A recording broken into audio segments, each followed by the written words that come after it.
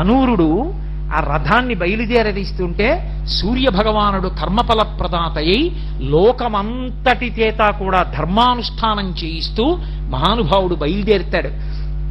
అందుకే అటువంటి సూర్యుడు బయలుదేరుతుండగా ఆ రథం వంక తిరిగి ఒక్కసారి నమస్కారం చేసి, దానికి పూజ ఏమిటండి? ఇంకా శంకరాచార్యుల వారు సౌందర్యలహరి పూర్తి చేస్తూ ఓ మాట అంటారు, ప్రదీపజ్వాలాభిర్దివసకర నీరాజన విధి అంటారు.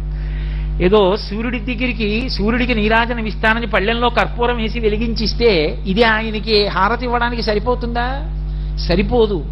అలా ఆయనకి పూజ అంటే ఒకటే. మీరు స్నానం చేసి 2 చేతులు కట్టుకుని ఆయన వంక తిరిగి ఆయన నమస్కార ప్రీతి, ఆయన ఉదయించడం మొదలవగానే 2 చేతులు ముకిలించి నమస్కారం చేసి పరమ సంతోషంతో భావన చేస్తున్నారనుకోండి, ఎంత ఆనందపడిపోతూ ఉంటుందో ప్రపంచం. ఆ